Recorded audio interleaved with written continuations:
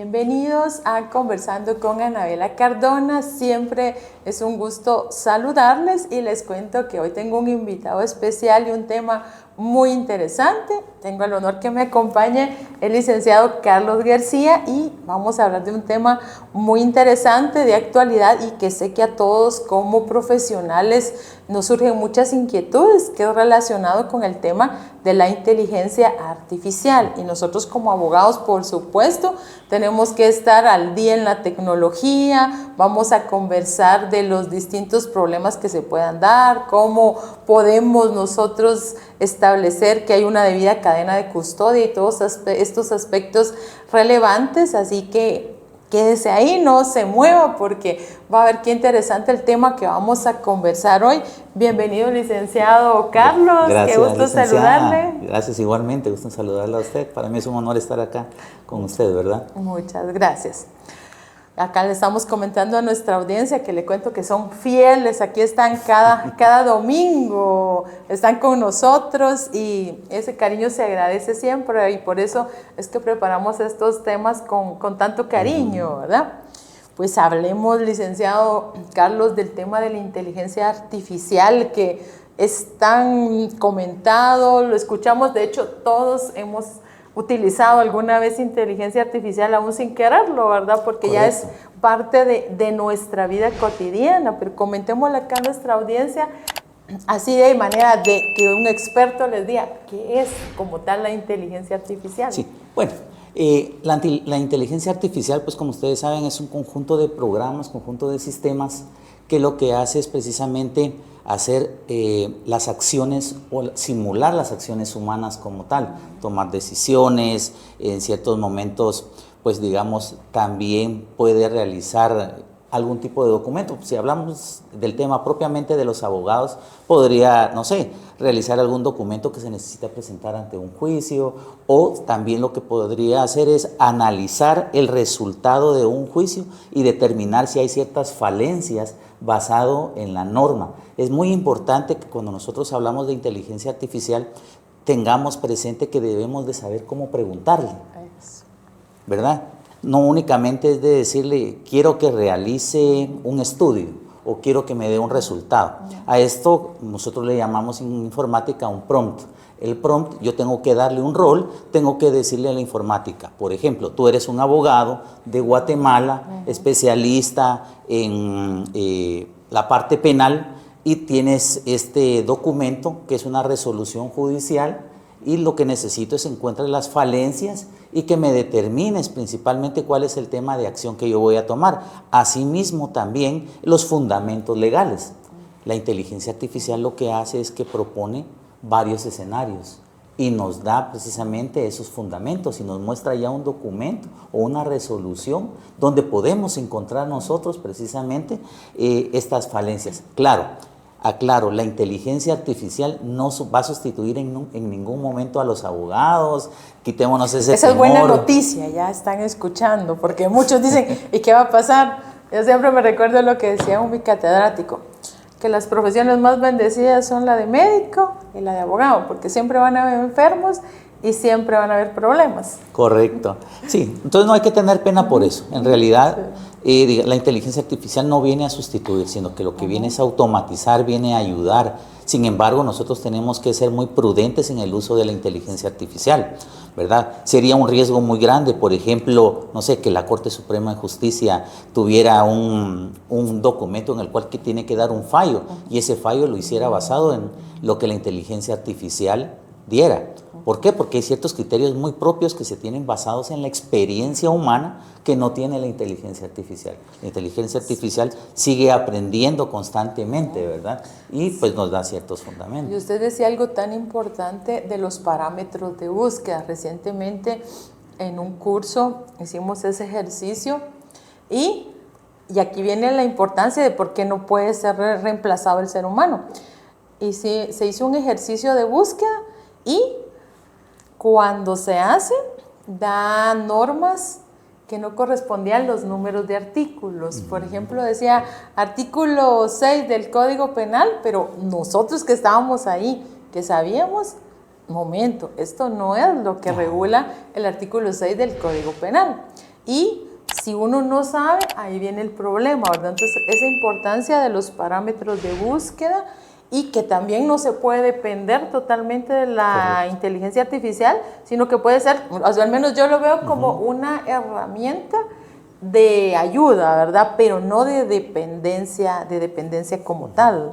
Sí, eso es bien importante lo que usted acaba de decir, digamos, y va con acorde a lo que yo le acabo de comentar, que precisamente la inteligencia artificial, pues digamos, no es la experta en el área. El experto es el abogado, el experto es el juez o el del área que está trabajando y conocen precisamente las leyes y las normas de nuestro país, así como las normas internacionales que en su momento se lleguen a necesitar. La inteligencia artificial toma una referencia y basado en esa referencia lo que hace es precisamente mostrar un resultado que puede ayudar precisamente, si yo tengo un documento de, no sé, le pongo 500 hojas y de esas 500 hojas él me puede dar un resumen y las intervenciones que se han tenido, o en una audiencia, veámoslo en una audiencia de un juicio en el cual interviene el juez, interviene el Ministerio Público, interviene el abogado defensor y el testigo. Yo le puedo decir a la inteligencia artificial posterior al juicio que me analice ese audio, que me dé la relevancia de los puntos más importantes sobre algo que yo quiero, sin necesidad de yo tener que volver a escuchar otra vez el audio. Entonces, esa es una herramienta que nos ayuda a nosotros para poder ampliar y para poder tener ese campo y decir, bueno, de este lado podría yo venir y atacar o podría venir y conversar, ¿verdad?, sobre ese tema. Hay diferentes tipos de inteligencias artificiales, ¿verdad? Coméntenos, por favor, para que aquí nuestra audiencia se entere de todas las clases de inteligencia artificial que hay. Miren, hoy después del programa vamos a ser expertos en inteligencia artificial. Eso quisiéramos, ¿verdad? Digamos, o sea, hay diferentes software de inteligencia artificial. Está, por ejemplo, ChatGPT, que es el que más utilizan todos, ¿verdad? Que ese es un open source, ¿verdad? Que es gratis en teoría. Tenemos también Gemini, que es de Google. Copilot, que es del lado de Microsoft, también que nos ayuda. Son las tres más populares con las que se puede utilizar. Y si usted le hace la misma consulta a los tres les van a dar diferente respuesta. ¿Verdad? Entonces, por eso es que es bien importante siempre que haya una persona que conozca atrás de esa inteligencia artificial para poderlo lograr. Sí, eso qué importante. Licenciado, ya hablemos un poquito en relación a las imágenes, porque también pueden ser alteradas estas imágenes. ¿Cómo aplica? Y también les comentamos que estamos hablando de la inteligencia artificial y también les vamos a compartir en cuanto a la cadena de custodia digital, porque pues a nosotros como abogados definitivamente nos interesa mucho este tema y pues en algún caso que nos corresponda para que tengamos ese conocimiento, que a cualquiera de ustedes se le puede dar un caso en la vida real donde sea necesario velar por esa cadena de custodia. Con las imágenes, ¿cómo se aplica este tema de la inteligencia artificial? Porque pues vemos que es común que muchas veces pareciera que es, pero realmente no es la imagen que nos están presentando, ¿verdad? Sí, le comento, con el tema de las imágenes, la inteligencia artificial, por ejemplo, usted tiene una foto donde hubo un hecho delictivo y hay una persona que aparece como culpable, bueno, o como acusado, perdón. Entonces, me disculpo por la terminología legal, ustedes son los expertos en esa. No, pero saben, les cuento que además de ingeniero ya casi es abogado también. Entonces, imagínense qué plus ese, porque ya van a tener aquí un experto también para cuando ustedes necesiten un consultor técnico, ya van a saber a quién recurrir. Muchas gracias ahí. Pues realmente la inteligencia artificial lo que puede hacer es una sustitución de esa persona. Yo puedo venir y decirle a la inteligencia artificial, sustitúyeme a esta persona que es de sexo masculino por una persona de sexo femenino. Y me sustituye exactamente en la misma escena, en la misma posición como está, y incluso hasta si se está riendo, si está molesto, el mismo gesto exactamente lo puede colocar. Ahora, por eso es tan importante que cuando tenemos una evidencia digital, esa evidencia digital debe de ser analizada por un perito informático y no debe ser analizada solamente por parte de la parte que está acusando, o sea, el Ministerio Público u otra persona, ¿verdad? Licenciado, perdone que lo interrumpa. ¿Y el Ministerio Público ya cuenta con estos peritos informáticos? ¿Tiene usted conocimiento de eso? Según tengo conocimiento, el Ministerio Público, pues digamos, ellos tienen un equipo especial de trabajo que son peritos informáticos. ¿O INASIF tendrá ya esta especialidad? Yo creo que aún no, ¿verdad? Creo que están entre ellos dos. Ajá, alguno de ellos está en esa etapa de desarrollo, seguramente. Sí, yo vi, digamos, en la prensa la vez pasada que incluso habían adquirido un equipo para poder, desviándonos un poquito, adquirieron un equipo precisamente para poder obtener información de los celulares, pero en este caso de una versión especial de iPhone, porque había iPhone que no permitían los equipos actuales, ¿verdad? Poder obtener esa información. Sí. El famoso vaciado. El famoso vaciado que hacen, ¿verdad? Entonces, ahora, digamos, con estos nuevos equipos ya podrían realizar estas acciones, ¿verdad? Para poderlo tener. Regresando con las imágenes, sí. Pueden ser imágenes, pueden ser audios, también que puede ser, puede ser video, que pueden ser alterados. Entonces, en el caso de los videos hay ciertos fotogramas que hay que ir viendo uno y el perito es el especialista en determinar bit por bit si efectivamente es un video real o es un video alterado. Y ese video alterado pudo haber sido a través de una persona física que realizó el movimiento de las imágenes o a través de una inteligencia artificial. Ok, mire, qué interesante. Y lo importante que es poder hacer la consulta a la IA, ¿verdad? Que oriéntenos, licenciado, cómo podemos nosotros, qué parámetros utilizar, cómo poder realizar esa búsqueda cuando sea alguna información de nuestro interés, porque fíjese que a mí me llamó la atención el otro día, un amigo me manda una información y me dice, mira, introduje tu nombre en ChatGPT, me dijo, y mira, eso me mandó tuyo, me dice. Y me pareció bien interesante porque sí estaba como condensada mi hoja de vida, bien interesante la verdad. Y pues a mí nunca se me hubiera ocurrido, ¿verdad? Pero buscamos de otro amigo y de él no aparecía nada. Buscamos de otro amigo y tampoco aparecía nada. Entonces, usted es muy famosa. No, ¿verdad?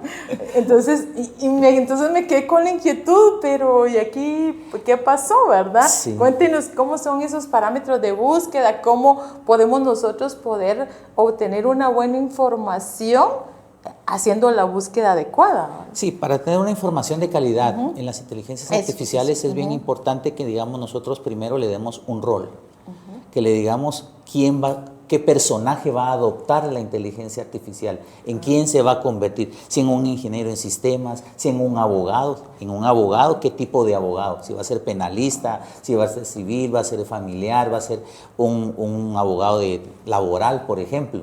¿Por qué? Porque entonces él va a tomar esos parámetros para lo siguiente, que es lo siguiente, es el contexto que usted le va a dar, o sea, el requerimiento de la información que usted le va a pedir. Lo más específica, más delimitada. Lo más específica, ¿verdad? Pero dando ciertos detalles, específico en la parte central que usted necesita. Pero usted posteriormente a esto tiene que darle ciertos detalles, ¿verdad? Entonces también tiene que darle detalles y tiene que darle, por último, la salida. O sea, si usted lo quiere en un documento de Word, si usted lo quiere en una imagen, si lo quiere en un Excel, lo quiere en un PDF. Entonces, viendo este tema, digamos, tomemos el ejemplo de la persona que lo buscó usted. Dice, bueno, yo soy un reclutador de recursos, actúa como un reclutador de recursos humanos que está buscando una abogada penalista que tenga trayectoria en el ámbito guatemalteco y que sea reconocida. Muy bien. Ya le dijimos cuál es el rol, que va a ser abogada. Ya le dijimos la necesidad o el contexto que necesitamos que va a tener. Ahora le vamos a decir esos detalles. Necesitamos que ella, su labor principal sea llevar los litigios de ciertos casos que tenemos de alto riesgo. Asesinato en primer grado, en segundo grado, lavado de dinero, extorsiones. Y por último le decimos, necesito que esto me lo mandes en un PDF o que me extraigas de donde encuentres tú el currículum de esta persona. ¿Qué es lo que hace la inteligencia artificial? Entonces va a venir y va a mostrar precisamente todos aquellos currículum, si encuentra el currículum, si no la referencia de todas las personas que cumplan con esos criterios.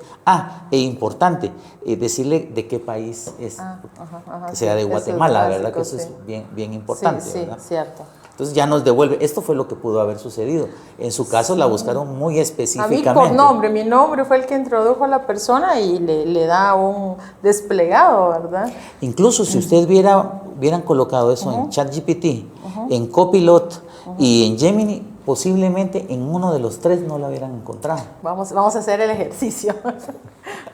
Y ahí le cuento en un futuro, porque ya saben que este tema es tan interesante que estoy segura que nos van a quedar muchas dudas. Ya ustedes me las plantearán y con mucho gusto vamos a volver a invitar al licenciado, porque seguro que hoy, por más que hablemos, no nos va a dar tiempo de poder abordar en su totalidad este tema que es tan interesante y que pues lamentablemente lo desconocemos mucho también, ¿verdad? Y algo importante, licenciado, la inteligencia artificial podría dar una interpretación legal de una resolución y podría ser confiable esa interpretación. Podría realizar la interpretación, pero no es 100% confiable.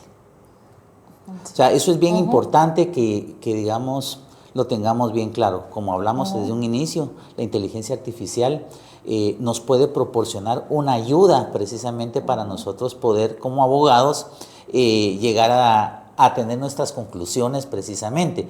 Más la experiencia que se tiene en el litigio es precisamente lo que debería de dar la conclusión final, y no precisamente la inteligencia artificial. Es una ayuda, es una herramienta, como bien dijo usted.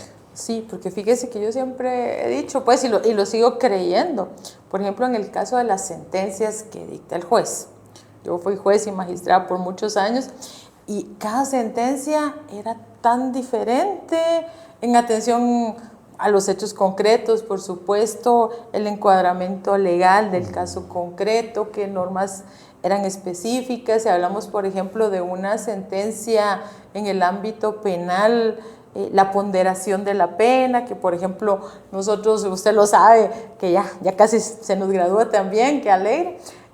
Por ejemplo, los parámetros para imposición de la pena, que casi todos los delitos que están regulados en el Código Penal y en leyes penales especiales tienen un parámetro entre un mínimo y un máximo, a excepción de lo que siempre les digo, de los hechos sacrílegos, que es el único delito que tiene una pena específica. Y ahí sí he dicho, bueno, entonces aquí no necesitamos juez porque ya la pena está regulada, pero en las demás no, hay una ponderación entre un mínimo y un máximo. Entonces ahí es donde digo siempre, sí necesitamos del ser humano, porque para hacer ese razonamiento y lo que usted decía tan importante, ¿verdad? Que la inteligencia artificial no podría reemplazar a los abogados y el cuidado que hay que tener en esos parámetros de búsqueda, ¿verdad? Porque también un amigo me contó el otro día que les dejó una tarea a sus alumnos y la tarea que le presentó uno de sus alumnos, linda, pero no era legislación de Guatemala, entonces era evidente que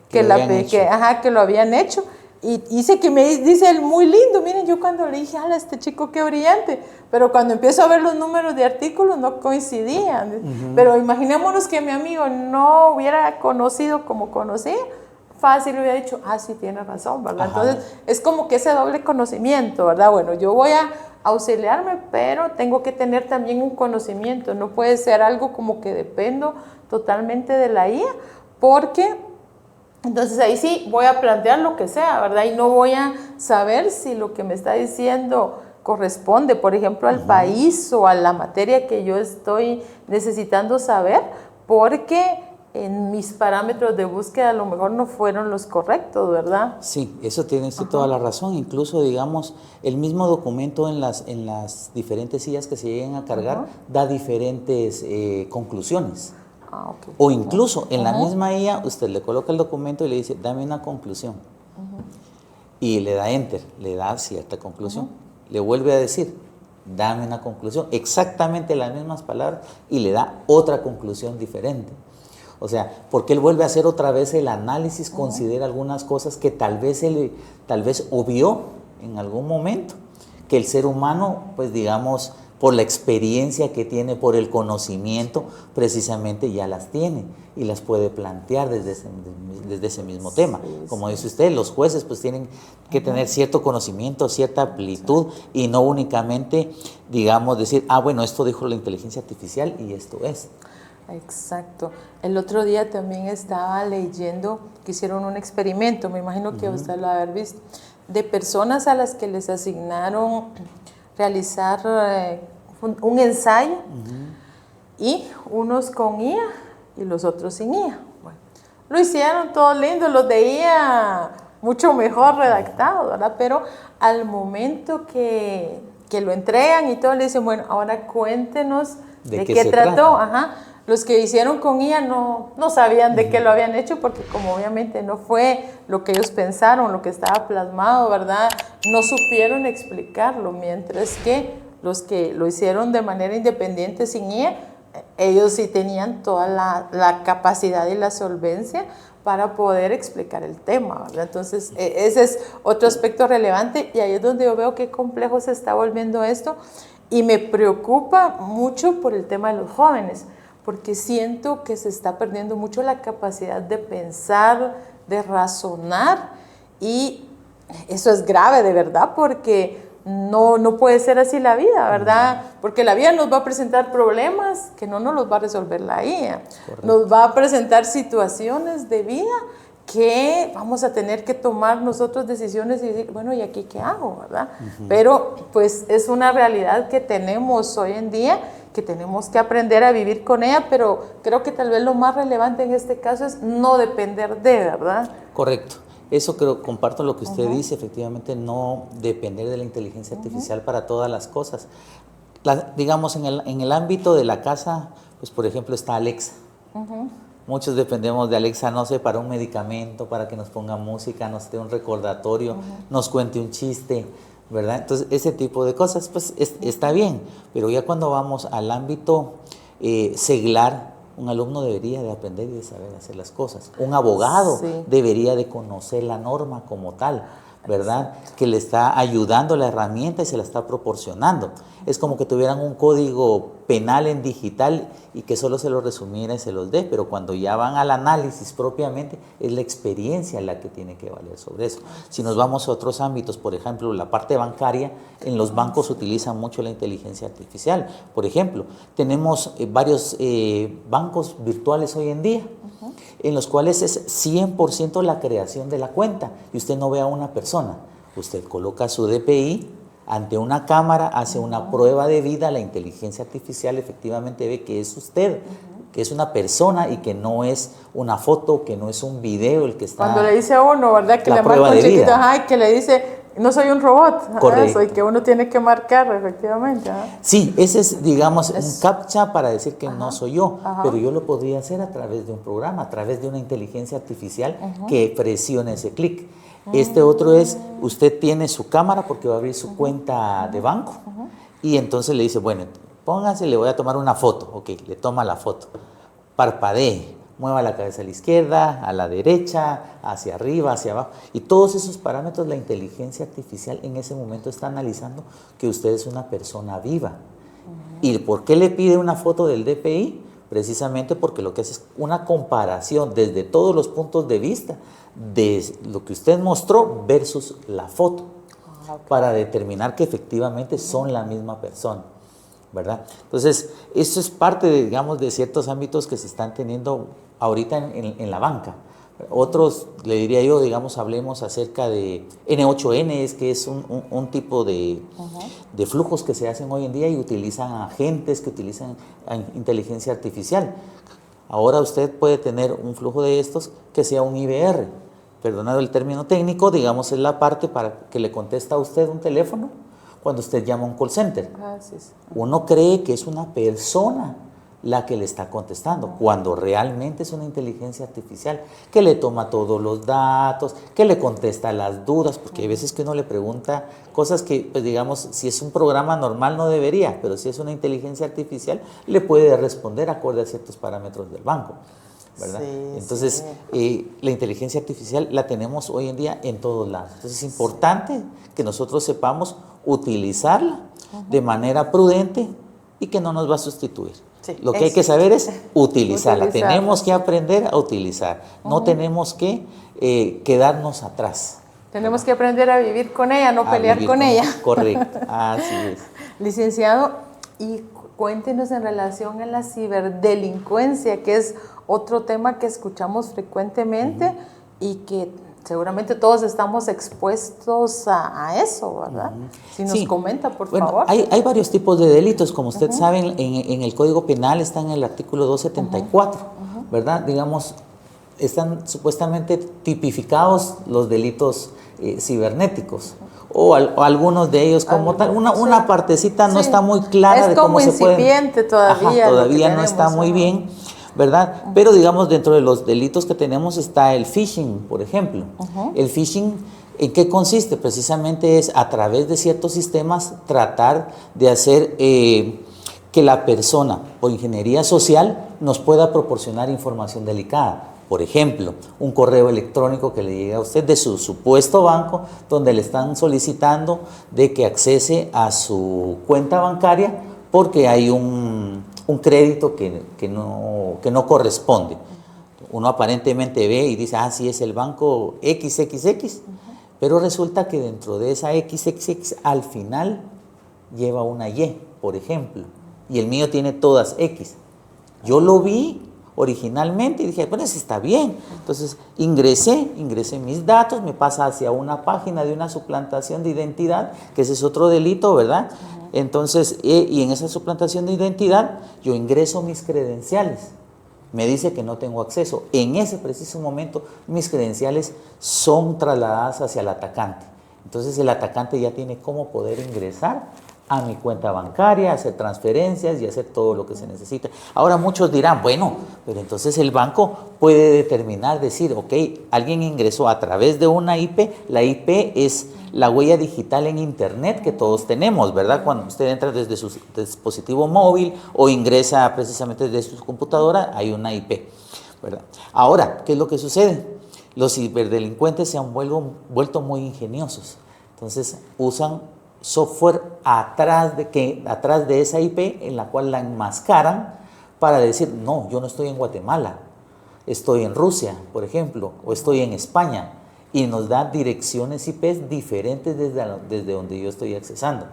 Claro, esto posteriormente sí se podría rastrear, pero eso lo debería de realizar un perito informático como tal, para determinar todas las huellas y esa cadena de custodia que realmente se tuvo que tener, que más adelante vamos a platicar, precisamente para poder determinar quién realizó qué acción y en qué momento. ¿Y nosotros qué precauciones podríamos tomar para evitar ser víctima de esto? Muy importante, siempre ingresar desde la web original del banco, por ejemplo.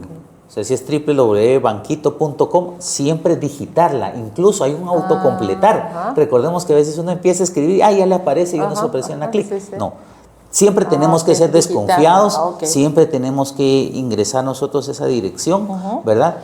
En WhatsApp, yo, si me mandan un mensaje desde un número desconocido, más si es fuera del país, no lo contesto. Sí, exacto. Si me dicen, es una emergencia, necesito que me llames, no realicen la llamada. ¿Por qué? Porque al momento que alguien contesta y usted dice, buenos días, hola, ¿con quién hablo? En ese momento la inteligencia artificial puede tomar su voz para posteriormente clonarla y mandarle precisamente un audio que sea más verídico. Por ejemplo, fíjate que tengo una emergencia y necesito que me deposites 1,500 quetzales ahorita a esta cuenta. Puede ser la voz de su mamá. Y usted la escucha. Que de hecho ha pasado eso, ¿verdad, licenciado? He escuchado que ha pasado. Sí, pasa precisamente porque lo que sucede es de que se clona la voz.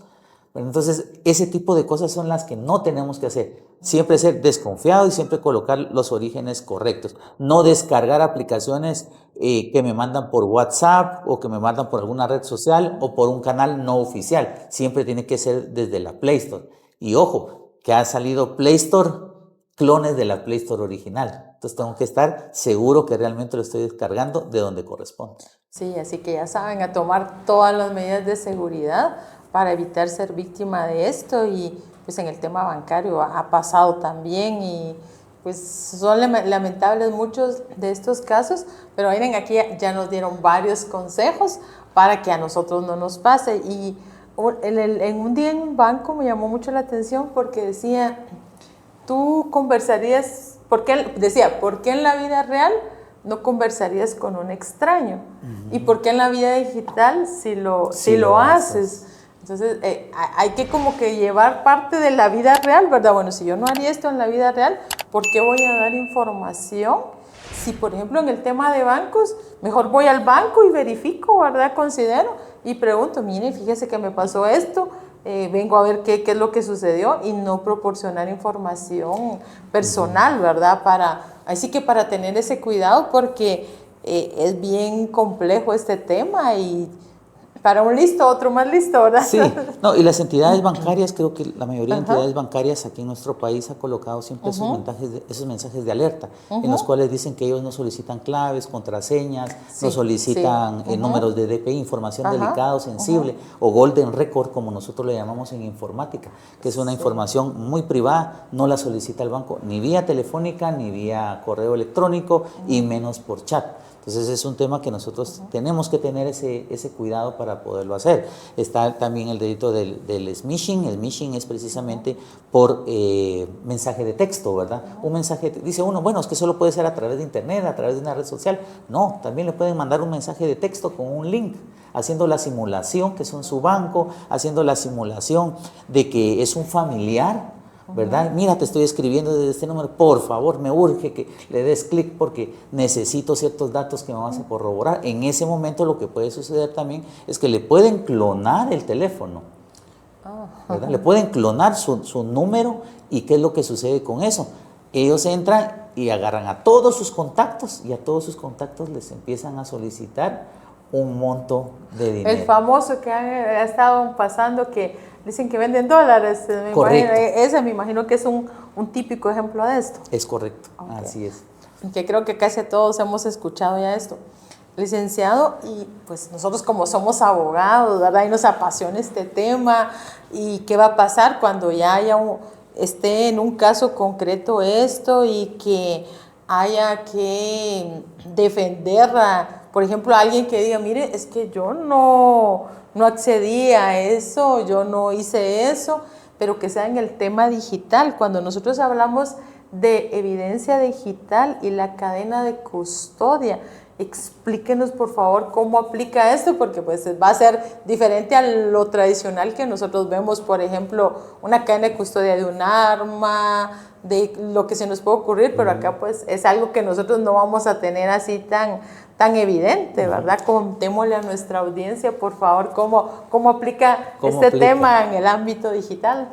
Sí, no, eso es muy importante. Sí. Y si usted es abogado o defensor, esto le va a interesar bastante. Escuchen.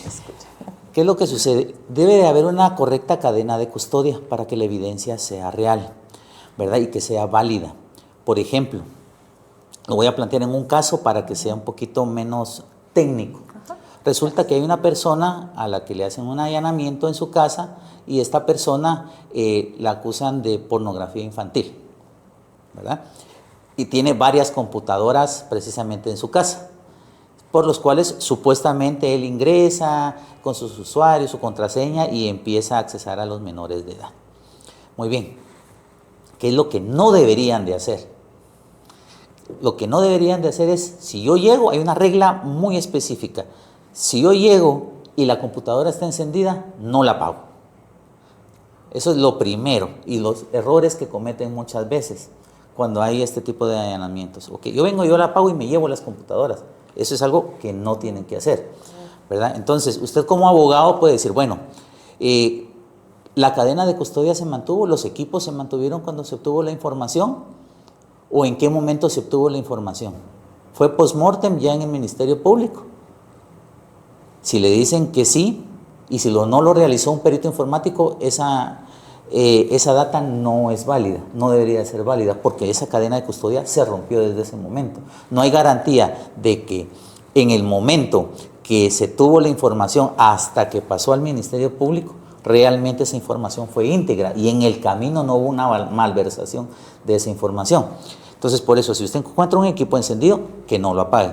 Si usted encuentra el equipo apagado, a la inversa, que no lo encienda. ¿Por qué? Porque hay muchos sistemas que lo que suceden, o este tipo de personas lo que hacen es que colocan sistemas que cuando lo encienden, si no colocan la contraseña correcta, a la primera destruye completamente la información. Ahora, ¿por qué decimos que no lo apague? Porque hay información sensible en la memoria RAM del equipo, de los dispositivos. Es como de los celulares, también tienen su memoria RAM en el cual hay ciertas acciones que todavía no se han descargado. Entonces es importante que el perito informático llegue, obtenga esa información, ¿verdad? Y también, si hay personas alrededor, separar a las personas de los equipos.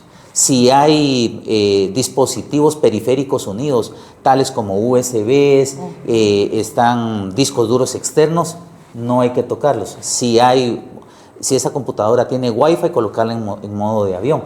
Todo ese tipo de cosas, si no se realizan en su momento, lo que puede pasar es de que esa información ya no es válida. Y también, donde está la suma importancia,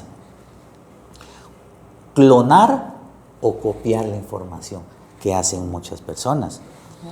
Yo copio la información y me la llevo, y esa supuestamente sería la información que yo voy a presentar. Ahí ya se rompió la cadena de custodia. Se rompió la cadena de custodia, porque cuando usted copia esa información, se convierte en otra información, en otra metadata.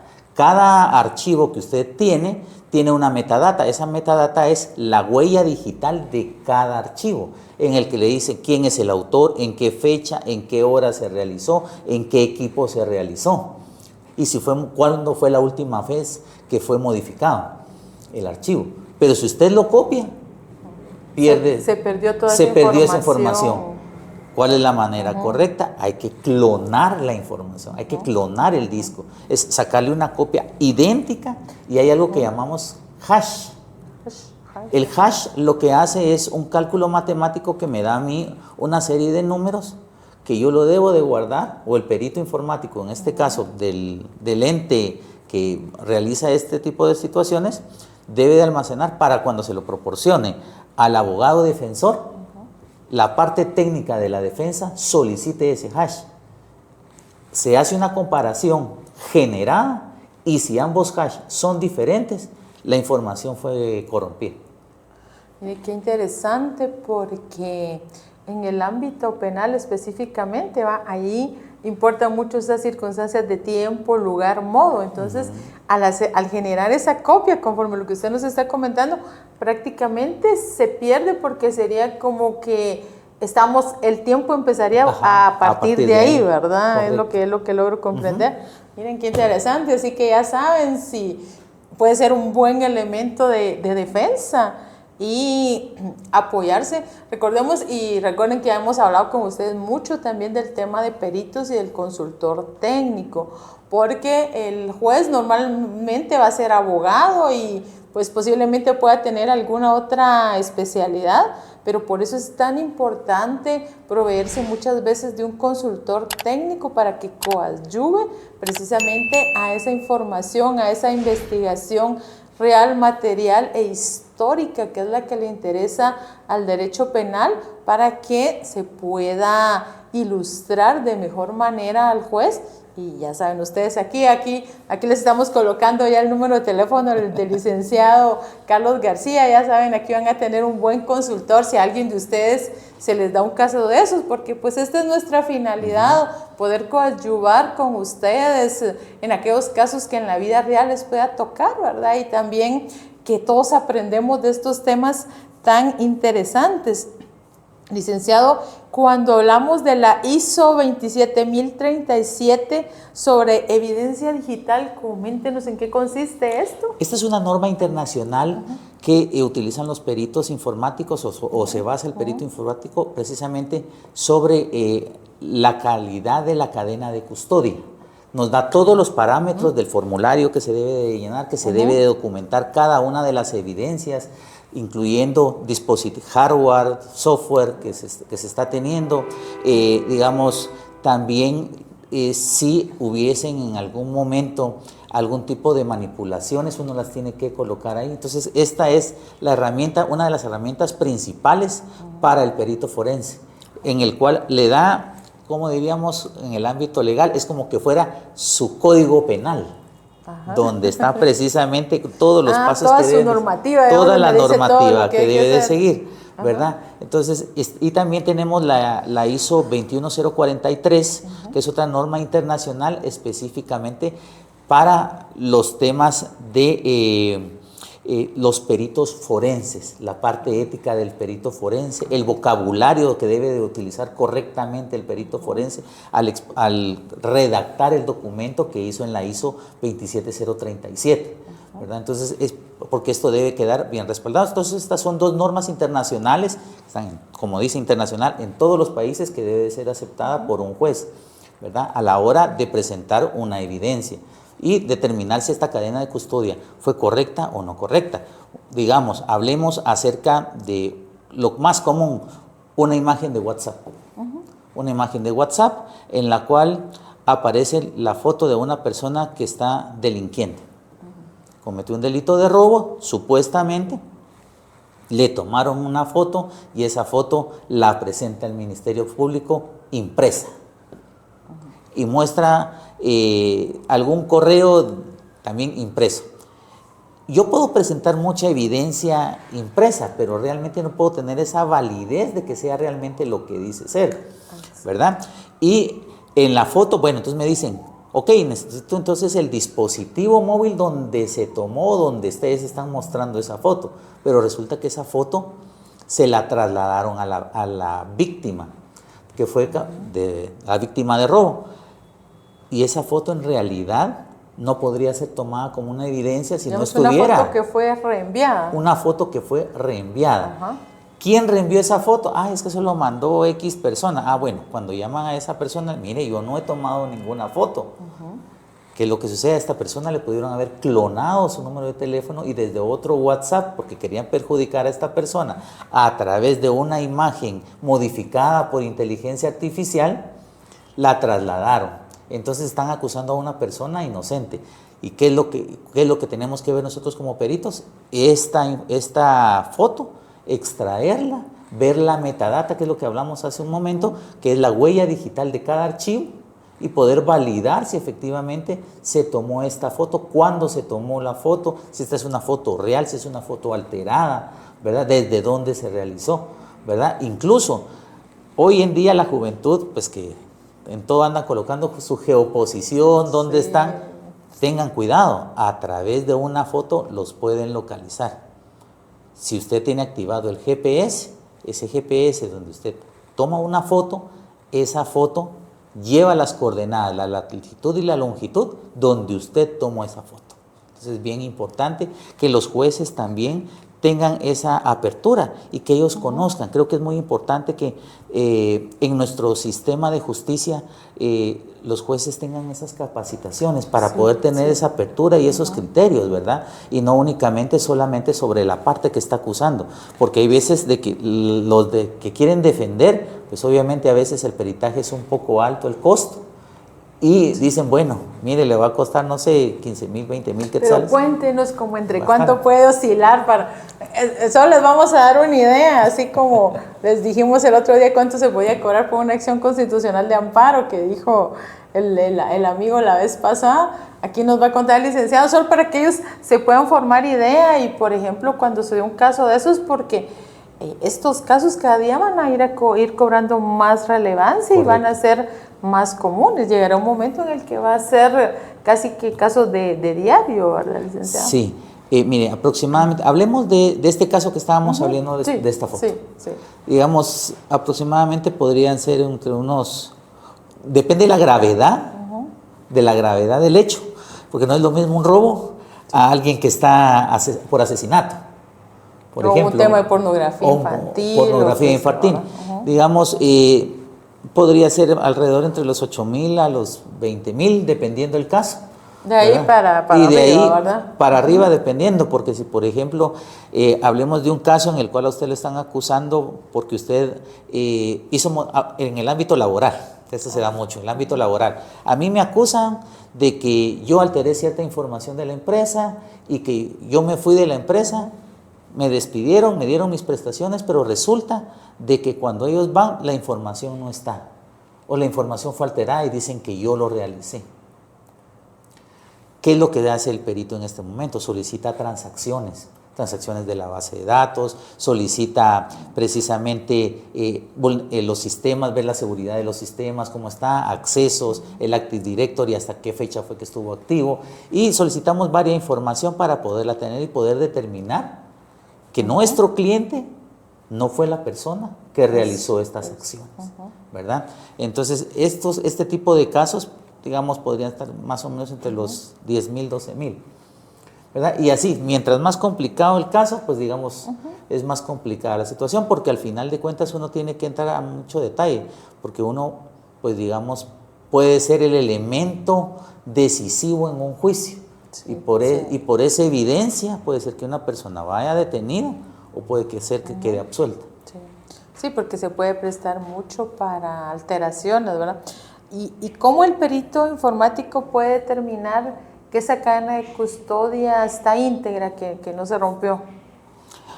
Bueno, ¿qué es lo que sucede? El perito, al momento de que uno está del lado del defensor, veámoslo del lado del defensor. Del lado del defensor, ¿verdad? Que es el que nos toca. Entonces, en este caso, precisamente haciendo las preguntas correspondientes, haciendo la solicitud al Ministerio Público de esa cadena de custodia que ellos tuvieron. ¿Qué tenemos que revisar? Primero, ellos tuvieron que haber tomado fotos del equipo antes de hacer cualquier acción. Se coloca el área perimetral sobre los equipos que se tienen. Se toma fotos, o deberían de ellos de tomar fotos para poder evidenciar cómo estaba el equipo, ¿verdad? Si había algún dispositivo conectado o no estaba conectado. Posterior a eso debería ser el hash, precisamente, ese hash de la data que se tomó versus la que se contrarresta. Entonces ellos nos tienen que dar una copia o ese clon precisamente para nosotros poder hacer esa verificación de que esa cadena de custodia de cada uno de los archivos está intacta. Entonces se va generando archivo por archivo para poder hacer esa verificación. Con uno que falle, toda la cadena de custodia se rompió. Ok. Muchas gracias, muy interesante. Y cuando hablamos, pues para nosotros como abogados no estamos muy familiarizados con esta terminología, ¿verdad? Pero, por ejemplo, cuando hablamos del backup o de una clonación, ¿estamos hablando de cosas similares? O cuéntenos qué diferencia hay entre estos términos, por favor. Sí, son cosas diferentes.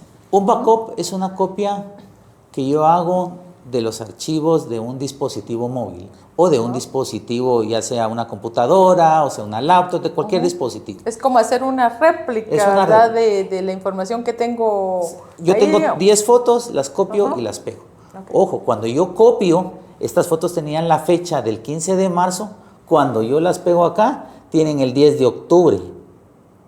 Tienen la fecha en la que yo los estoy copiando, de lo que se está haciendo. Entonces ahí ya se perdió, eso no es válido.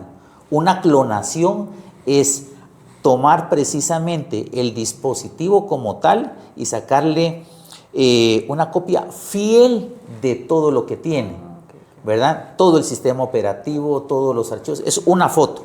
Es una foto exacta, fiel de cómo está. ¿Y cómo garantizamos esa foto fiel? A través del hash, que es este código único que se genera. Yo no puedo generar dos veces, o puedo decir, este hash lo generé ahorita y después generé otro hash para el mismo. Este hash se genera únicamente para este tipo de archivos, para este que yo estoy trabajando. Y posteriormente, cuando se solicita esa evidencia, lo que se hace es que hace la generación del mismo para ver que sean compatibles. Si estos no son compatibles, definitivamente la custodia se rompió. Así que ya saben, es diferente el backup y es distinta la clonación. Qué interesante, porque muchas veces podríamos creer que es algo similar, ¿verdad? Porque el backup, pues muchos lo hacemos desde nuestra máquina, ¿verdad? Exportamos esa información a otro dispositivo porque decimos, me va a servir más adelante, lo voy a conservar acá, pero pues mire todo lo que estamos aprendiendo hoy, que que esa es la finalidad realmente, ilustrarles a ustedes de estos temas que son tan interesantes.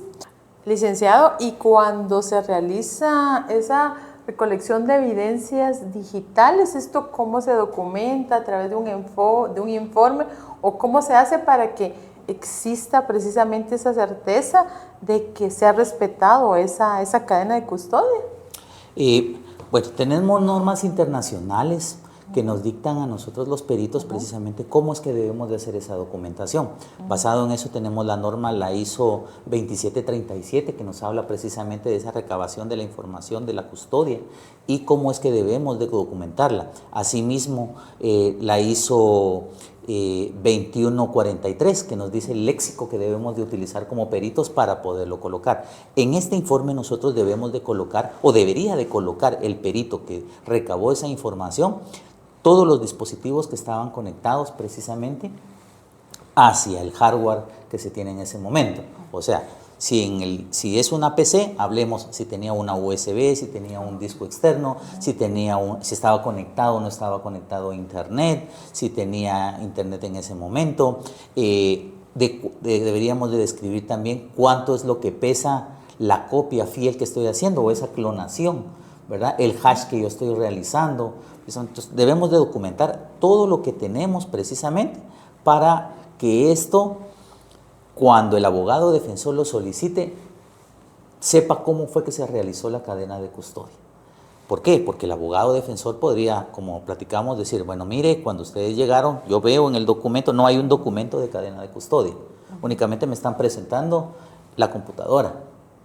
Entonces no hay una cadena de custodia documentada. Desde ahí, la información que está en ese dispositivo ya no es válida. Ok, me presentan una cadena de custodia y en la cadena de custodia me dicen, el equipo se encontraba conectado. Ok, no tenía otros periféricos conectados, eso dice el informe. Pero resulta que presentan la computadora y presentan una USB y presentan un disco duro externo. La cadena de custodia se rompió, porque ellos desde un inicio indicaron o no está documentado que estos periféricos hayan estado conectados.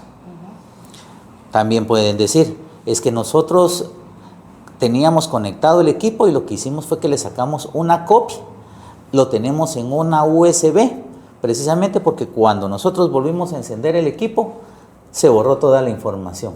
La cadena de custodia se rompe precisamente porque es una copia que no se puede verificar. La diferencia entre una copia y un clon, no se realizó el clon, entonces no hay un hash para que nos pueda hacer la verificación y la metadata no es la misma. Como hablamos, la metadata es la huella digital de cada uno de los archivos y el hash es la huella de todo lo que nosotros copiamos y que valida que efectivamente esa información es la correcta. Entonces usted como abogado defensor debería hacer estos cuestionamientos para validar que efectivamente esa cadena de custodia se llevó a cabo. Muy interesante, licenciado. Sin duda nuestra audiencia ya después de esto va a ser casi experta en el tema de inteligencia artificial y sin duda van a surgir muchísimas dudas también.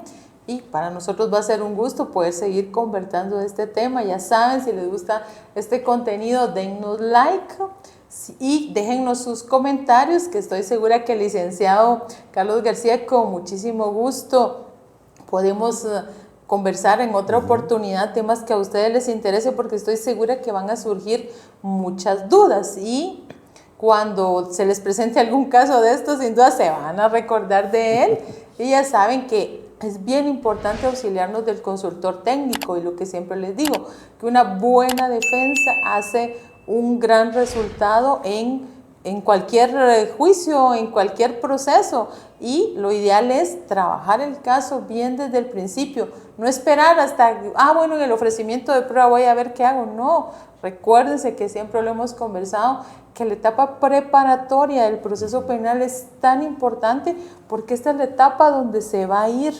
construyendo toda esa investigación y llega un momento en el que esta precluye y si usted no lo hizo en el momento oportuno, después no puede venir a decir, es que yo quiero que se haga esto, es que quiero que se haga lo otro, porque usted tuvo esa oportunidad. Entonces hay que hacer valer esos derechos, ese derecho de defensa que es tan importante. Que usted sea el abogado de confianza de una persona, esa es una gran responsabilidad. Así que a ejercer bien ese derecho de defensa, que usted se sienta orgulloso, que le digan mi abogado de confianza, porque usted está dando un servicio de calidad. Como siempre les digo, en lo que hagamos seamos siempre los mejores, y tengan presente que este tema informático pues cada día está más en vigencia, se puede prestar a malas interpretaciones y va a ser necesario cada día más ir proveyéndonos de profesionales que tengan el conocimiento en estas áreas. Solo ya como una pregunta final, licenciado, cuéntenos en cuanto a toda su especialidad para que se pueda formar la idea de nuestra audiencia.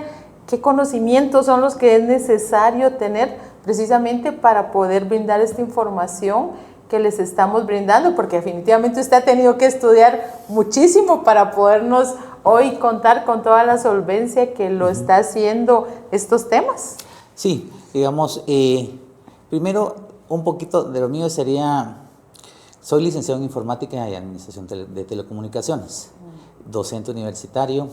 Tengo un diplomado precisamente de Perú de informática forense, ¿verdad? Con respecto a estos temas, me ha tocado que asistir un par de veces como perito informático del lado de la defensa, por eso es que siempre voy un poquito de ese lado, pues, a un par de juicios, ¿verdad?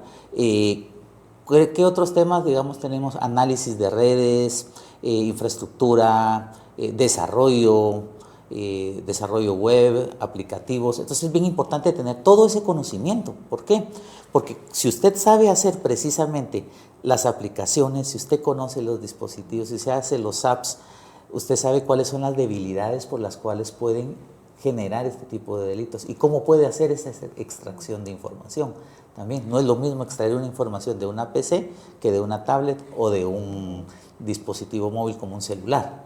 Entonces sí es importante tener esa experiencia. Por eso fue que basado en mi experiencia es que les he hablado, me he tomado, digamos, el atrevimiento de poderles hablar el día de hoy sobre este tema tan interesante. Así procuré ser no tan técnico para que fuera un poquito más. Y se lo agradecemos porque nuestra audiencia en su mayoría son abogados y pues le agradezco haber tenido esa fineza con nosotros de abordarlo desde un lenguaje que sea lo más entendible para nosotros. Gracias, licenciada. Ahí estamos siempre a las órdenes para poderles apoyar. Así que saben que siempre es un gusto conversar con ustedes. Siempre los esperamos y en sus comentarios estamos pendientes qué tema les interesa y cualquier duda que les surja nos escriben y con mucho gusto les hacemos la segunda parte de este tema que estoy seguro que nos la van a pedir porque es un tema apasionante de verdad y que casos prácticos también podemos tratar en otra ocasión porque a mí me gusta mucho el tema de los casos prácticos porque a veces es de lo que más se aprende, ¿verdad? Ya tenemos ahora toda la información general, ustedes ya conocen todo lo relacionado con la IA, ya aprendimos cuáles son las IAs más comunes también que se pueden consultar. Así que muchas gracias, licenciado Carlos García, un honor contar con su presencia en este programa que para nosotros es tan importante poder ilustrar a nuestra audiencia y aportar, ¿verdad? Aportar desde estos temas porque siempre queremos que haya mejores profesionales. Yo creo en un mejor sistema de justicia. ¿Y cómo lo vamos a lograr? Precisamente preparándonos cada día y haciendo lo mejor en todos los ámbitos donde estemos. Para que se despida de la audiencia, lo dejo, por favor. Gracias, licenciada. Primero por la oportunidad de darme para poder hacer esta pequeña exposición acerca de la inteligencia artificial y la cadena de custodia. Segundo, felicitarla por su programa, por los podcasts que usted hace, por esas capacitaciones que está dando a todos los abogados para que están preparando para jueces también. Entonces es bien importante y como usted dice, pues nosotros debemos de tratar de colaborar como profesionales en lo que tenemos, en lo que sabemos y somos los expertos, un poquito para que todos los demás profesionales puedan tener ese conocimiento. Yo creo que el egoísmo no debería de caber, deberíamos de ser siempre amplios y poder compartir ese conocimiento para que todos podamos hacer una buena defensa. Podamos hacer una buena defensa, como dijo la licenciada, y podamos tener clientes felices, ¿verdad? Eso les diría yo, la felicidad creo que es muy importante y como dijo la licenciada, este es un tema que va a estar de moda, seguro. Hay un decreto ahorita, si no estoy mal, que está en el Congreso de la República sobre delitos informáticos, ¿verdad? Una iniciativa de ley, creo que es, ¿verdad, licenciada? Sí, es una iniciativa. Una iniciativa de ley. Entonces, si la llegan a aprobar, van a necesitar mucho de un perito informático. Precisamente, ¿por qué? Porque esta ley va sobre todos los delitos informáticos que se puedan cometer. Entonces, parte de lo que la defensa debería de conocer específicamente. Y siempre, gracias a usted, y siempre ser conscientes que no lo sabemos todo. Por eso es que existe cada especialidad y tenemos esa bendición realmente como abogados que nos podemos auxiliar de un consultor técnico cuando sean temas que nosotros no conocemos y que el juez tampoco los va a conocer. Eso es lo importante de tener presente, que entonces esa tarea de ilustrarle al juez de la mejor manera, porque siempre les digo también el rol activo de la defensa. No se vale decir, es que el Ministerio Público no lo solicitó y entonces yo me quedo cruzado de brazos, porque entonces usted no está cumpliendo con ese rol activo de defensa. Así que ya sabe, acá con el licenciado se puede abocar cuando usted tenga algún tema de estos. Con mucho gusto él le va a brindar la asesoría que es necesaria para estos casos, porque cada día se van a ir incrementando, y nos saludamos en una futura oportunidad. Feliz noche a todos.